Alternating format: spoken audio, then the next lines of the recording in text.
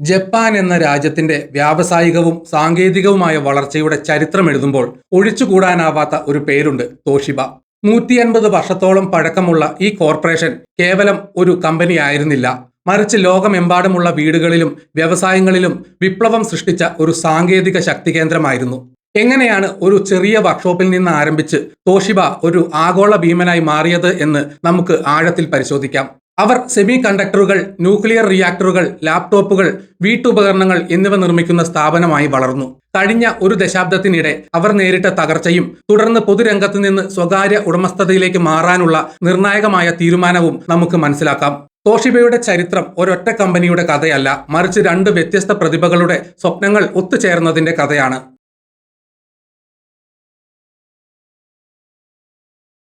തോഷിബയുടെ ആദ്യത്തെ വേര് തുടങ്ങുന്നത് 1875 ജപ്പാനിലെ ഏറ്റവും വലിയ കണ്ടുപിടുത്തക്കാരിൽ ഒരാളായ ഹിസാഷിഗെ തനക സ്ഥാപിച്ച തനക സിസാകുഷോ എന്ന എഞ്ചിനീയറിംഗ് വർക്ക്ഷോപ്പിൽ നിന്നാണ്. തനകയ്ക്ക് കരാക്കുരി ഗിമോൺ എന്ന വിളിപ്പേരുണ്ടായിരുന്നു.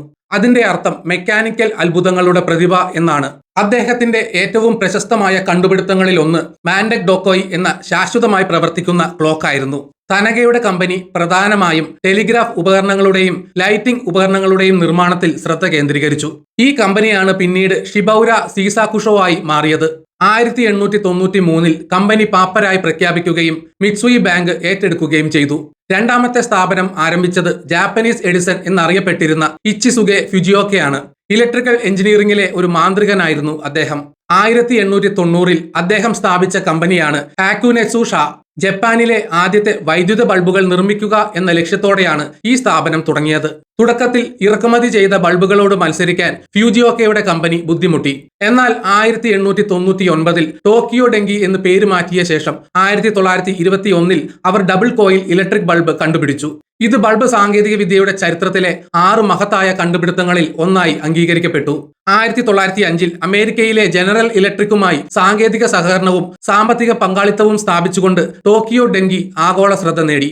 1939 ഈ രണ്ട് പ്രമുഖ സ്ഥാപനങ്ങളും ലയിച്ചു. മെക്കാനിക്കൽ എഞ്ചിനീയറിംഗിൽ വൈദഗ്ധ്യമുള്ള ഷിബൗര സീസാകുഷോയും ഇലക്ട്രിക്കൽ ഉപകരണങ്ങളിൽ മുൻപന്തിയിലുള്ള ടോക്കിയോ ഡെങ്കിയും ഒത്തുചേർന്ന് ടോക്കിയോ ഷിബൗര ഡെങ്കി എന്ന പുതിയ കോർപ്പറേഷൻ രൂപീകരിച്ചു. ടോക്കിയോ പ്ലസ് ഷിബൗര എന്ന സംയുക്ത നാമത്തിൽ നിന്നാണ് തോഷിബ എന്ന പേര് വന്നത്. എങ്കിലും 1978 കമ്പനിയുടെ പേര് ഔദ്യോഗികമായി തോഷിബ കോർപ്പറേഷൻ എന്ന് ചുരുക്കി മാറ്റിയത്. രണ്ടാം ലോക മഹായുദ്ധത്തിന് ശേഷം ജപ്പാൻ പുനർനിർമ്മാണത്തിലേക്ക് കടന്നപ്പോൾ തോഷിബ രാജ്യത്തിന്റെ വ്യാവസായിക വളർച്ചയുടെ കേന്ദ്രമായി മാറി. തോഷിബയുടെ ഉൽപ്പന്ന നിര വീട്ടുപകരണങ്ങൾ, വാർത്താവിനിമയ ഉപകരണങ്ങൾ, വ്യാവസായിക ഉപകരണങ്ങൾ എന്നിവയിലേക്ക് അതിവേഗം വികസിച്ചു. 1942 ജപ്പാനിലെ ആദ്യത്തെ ഫ്ലൂറസൻ ലാമ്പ് നിർമ്മിച്ചു. ഈ കാലയളവിൽ ജപ്പാനിലെ ആദ്യത്തെ റഡാർ, ആദ്യത്തെ ട്രാൻസിസ്റ്റർ ടെലിവിഷൻ, ആദ്യത്തെ മൈക്രോവേവ് ഓവൻ, ആദ്യത്തെ കളർ TV തുടങ്ങിയ വിപ്ലവകരമായ ഉൽപ്പന്നങ്ങൾ തോഷിബ പുറത്തിറക്കി. 1950കളിലും 60കളിലും തോഷിബ ആണവ ഊർജോൽപാദന മേഖലയിലേക്ക് കടന്നു. ജപ്പാനിലെ ആദ്യത്തെ 12,500 കിലോവാട്ട് ന്യൂക്ലിയർ പവർ ടർബൻ ജനറേറ്ററുകൾ പൂർത്തിയാക്കിയത് തോഷിബയാണ്.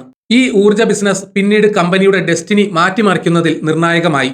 ലോകത്തിലെ ആദ്യത്തെ ഓട്ടോമാറ്റിക് സിപ്പ് കോഡ് റീഡർ, ലോകത്തിലെ ആദ്യത്തെ home use inverter air conditioner, ആദ്യത്തെ full body x-ray CT system എന്നിവ പുറത്തിറക്കി തോഷിബ തങ്ങളുടെ സാങ്കേതിക വൈദഗ്ധ്യം ലോകത്തിന് മുന്നിൽ പ്രകടമാക്കി.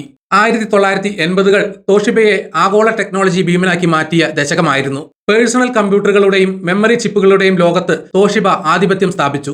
1985 തോഷിബ ലോകത്തിലെ ആദ്യത്തെ പ്രധാനപ്പെട്ടതും വൻതോതിൽ വിറ്റഴിക്കപ്പെട്ടതുമായ ലാപ്ടോപ്പ് കമ്പ്യൂട്ടറായ T1100 പുറത്തിറക്കി. യഥാർത്ഥത്തിൽ ഇതിനെ ലെഗബിൾ എന്നാണ് വിളിച്ചിരുന്നത്. ഇതിന് floppy disk drive, plasma display എന്നിവയുണ്ടായിരുന്നു. 1989 തോഷിബ ഡൈനാബുക്ക് എന്ന പേരിൽ ലോകത്തിലെ ആദ്യത്തെ നോട്ട്ബുക്ക് പേഴ്സണൽ കമ്പ്യൂട്ടർ ജപ്പാനിൽ പുറത്തിറക്കി. ഇന്നത്തെ ലാപ്ടോപ്പുകളുടെ രൂപകൽപ്പനയ്ക്ക് അടിത്തറയിട്ടത് ഈ ചെറിയ ഭാരം കുറഞ്ഞ കമ്പ്യൂട്ടറുകളായിരുന്നു. 1990കളിൽ തോഷിബയുടെ സാറ്റലൈറ്റ്, ടെക്ര, പോർട്ടേജ് എന്നീ സീരീസുകൾ വൻ വിജയമായി. ലാപ്ടോപ്പ് നിർമ്മാണത്തിൽ ലോകത്ത് 1ാം സ്ഥാനത്തെത്തിയത് തോഷിബയായിരുന്നു. തോഷിബയുടെ ചരിത്രത്തിലെ ഏറ്റവും നിർണായകമായ സംഭവം 1980കളിലെ സെമി കണ്ടക്ടർ ഗവേഷണമായിരുന്നു. തോഷിബയിലെ ഡോക്ടർ ഫ്യൂജിയോ മാസുവോക്കയാണ് 1984 നാൻഡ് ഫ്ലാഷ് മെമ്മറി കണ്ടുപിടിച്ചത്. ഇന്ന് നമ്മൾ മൊബൈൽ ഫോണുകൾ, USB ഡ്രൈവുകൾ, ഡിജിറ്റൽ ക്യാമറകൾ, സോളിഡ് സ്റ്റേറ്റ് ഡ്രൈവുകൾ എന്നിവയിൽ ഉപയോഗിക്കുന്ന എല്ലാ ഡാറ്റാ സംഭരണത്തിന്റെയും അടിസ്ഥാനം ഈ കണ്ടുപിടുത്തമാണ്. ലോകത്തെ ഡിജിറ്റൽ യുഗത്തിലേക്ക് കൈപിടിച്ചുയർത്തിയ കണ്ടുപിടുത്തമായിരുന്നു ഇത്. തോഷിബയുടെ ഈ memory chip unit Toshiba memory എന്നും പിന്നീട് കിയോക്സിയ എന്നും അറിയപ്പെട്ടു. ഈ വിജയങ്ങൾക്കിടയിലും തോഷിബയ്ക്ക് വലിയൊരു തിരിച്ചടി നേരിടേണ്ടി വന്നു. 2000ങ്ങളുടെ മധ്യത്തിൽ ഡിവിഡിയുടെ പിൻഗാമിയായി വന്ന ഫോർമാറ്റ് യുദ്ധത്തിൽ തോഷിബയുടെ HD DVD ഫോർമാറ്റ് സോണിയുടെ ബ്ലൂറേ ഫോർമാറ്റിനോട് പരാജയപ്പെട്ടു. വൻകിട ഹോളിവുഡ് സ്റ്റുഡിയോകൾ ബ്ലൂറേക്ക് പിന്തുണ നൽകിയതോടെ 2008 HD DVD വിപണിയിൽ നിന്ന് പിൻവലിക്കാൻ തോഷിബ നിർബന്ധിതരായി. 2000ങ്ങളുടെ അവസാനത്തോടെ തോഷിബയുടെ സുവർണകാലം അവസാനിച്ചു. തുടർച്ചയായ 2 വലിയ പ്രതിസന്ധികളാണ് കമ്പനിയെ തകർച്ചയിലേക്ക് നയിച്ചത്. തോഷിബയുടെ ചരിത്രത്തിലെ ഏറ്റവും വലിയ അബദ്ധമായിരുന്നു 2006 അമേരിക്കൻ ആണവോർജ്ജ സ്ഥാപനമായ വെസ്റ്റിംഗ് ഹൗസ് ഇലക്ട്രിക് കമ്പനിയെ ഏറ്റെടുത്തത്. $5.4 ബില്യൺ തോഷിബ ഈ കമ്പനി വാങ്ങിയത്. ആണവ ഊർജ്ജ മേഖലയിലെ ആഗോള ആധിപത്യമായിരുന്നു ലക്ഷ്യം. എന്നാൽ അമേരിക്കയിലെ പുതിയ ആണവ റിയാക്ടറുകൾ നിർമ്മിക്കുന്നതിൽ വെസ്റ്റിംഗ് ഹൗസ് പരാജയപ്പെട്ടു. നിർമ്മാണ ചെലവ് ക്രമാതീതമായി ഉയരുകയും പദ്ധതികൾ വൈകുകയും ചെയ്തതോടെ വൻ സാമ്പത്തിക ബാധ്യതയായി. 2017ഓടെ വെസ്റ്റിംഗ് ഹൗസിന്റെ ന്യൂക്ലിയർ ബിസിനസ് വൻകിട നഷ്ടത്തിലേക്ക് കൂപ്പുകുത്തി. ഏകദേശം $6.3 ബില്യൺ നഷ്ടത്തിലേക്ക്. ഇത് തോഷിബയുടെ സാമ്പത്തിക നിലയെ തകർത്തു. 2017 മാർച്ചിൽ വെസ്റ്റിംഗ് ഹൗസ് പാപ്പരത്വത്തിനായി അപേക്ഷിക്കുകയും തോഷിബയ്ക്ക് ഈ യൂണിറ്റ് വിൽക്കേണ്ടി വരികയും ചെയ്തു.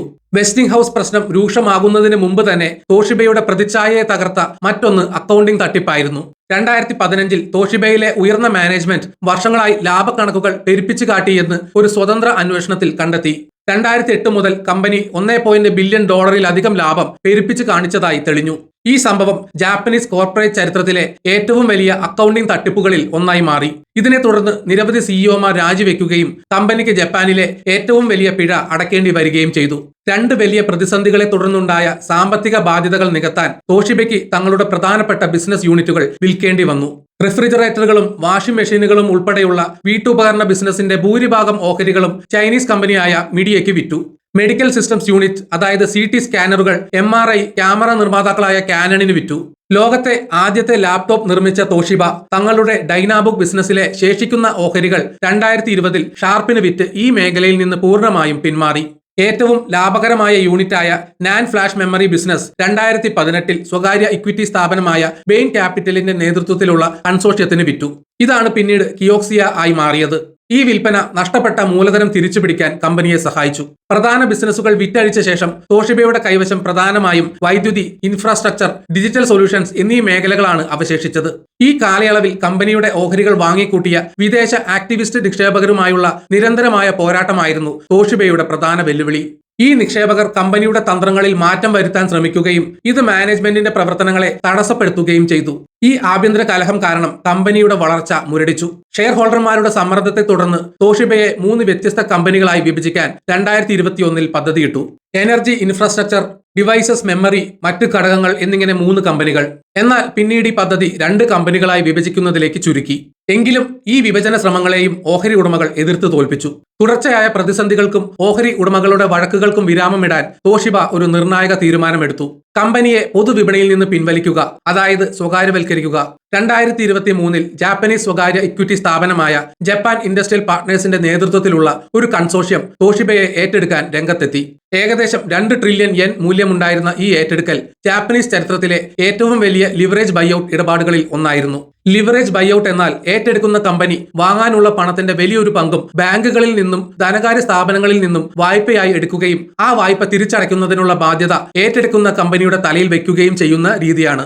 ഈ സ്വകാര്യവൽക്കരണം പൂർത്തിയാക്കുന്നതോടെ ഓഹരി ഉടമകളുടെ സമ്മർദ്ദമില്ലാതെ ദീർഘകാല തന്ത്രങ്ങൾ ആസൂത്രണം ചെയ്യാനും കമ്പനിയെ പുനഃസംഘടിപ്പിക്കാനും തോഷിബയ്ക്ക് സാധിക്കും.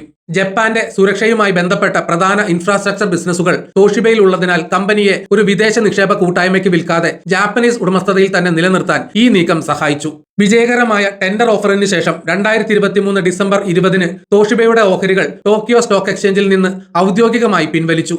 ഇതോടെ 74 വർഷം നീണ്ട പൊതുരംഗത്തെ പ്രവർത്തനത്തിന് തോഷിബ വിരാമമിട്ടു. നിലവിൽ തോഷിബ ഒരു സ്വകാര്യ കമ്പനിയായി പുതിയ ഉടമസ്ഥതയിൽ ഇൻഫ്രാസ്ട്രക്ചർ, എനർജി, ഡിജിറ്റൽ സൊല്യൂഷൻസ് എന്നീ മേഖലകളിൽ ശ്രദ്ധ കേന്ദ്രീകരിച്ച് തങ്ങളുടെ നഷ്ടപ്പെട്ട പ്രതാപം വീണ്ടെടുക്കാനുള്ള ശ്രമത്തിലാണ്. കമ്പനിയുടെ നിലവിലെ CEO ആയ തരോ ഷിമാഡയെ JIP നിലനിർത്തിയിട്ടുണ്ട്. തോഷിബയുടെ യാത്ര കണ്ടുപിടുത്തങ്ങളുടെയും അഭൂതപൂർവമായ വളർച്ചയുടെയും അതിലും വലിയ തകർച്ചയുടെയും വീണ്ടും എഴുന്നേൽക്കാനുള്ള നിശ്ചയദാർഢ്യത്തിന്റെയും കഥയാണ്. ഹിസാഷിഗെ തനകയുടെ കരകൗശല വിദ്യ മുതൽ ലോകത്തെ നയിച്ച നാൻഡ് ഫ്ലാഷ് മെമ്മറി വരെ തോഷിബയുടെ സംഭാവനകൾ വലുതാണ്. വെസ്റ്റിംഗ് ഹൗസ് ദുരന്തവും അക്കൗണ്ടിംഗ് തട്ടിപ്പും കമ്പനിയെ നിലംപരിശാക്കിയെങ്കിലും ഒരു സ്വകാര്യ സ്ഥാപനമായി മാറിയുള്ള ഈ പുനർജന്മം തോഷിബയുടെ ചരിത്രത്തിലെ ഏറ്റവും നിർണായകമായ അധ്യായമാണ്. ഈ പാരമ്പര്യത്തിൽ നിന്ന് പ്രചോദനം ഉൾക്കൊണ്ട് ലോകമെമ്പാടുമുള്ള സാങ്കേതിക വിദ്യയുടെ ഭാവിയെ തോഷിബ എങ്ങനെ വീണ്ടും രൂപപ്പെടുത്തുമെന്ന് നമുക്ക് കാത്തിരുന്ന് കാണാം.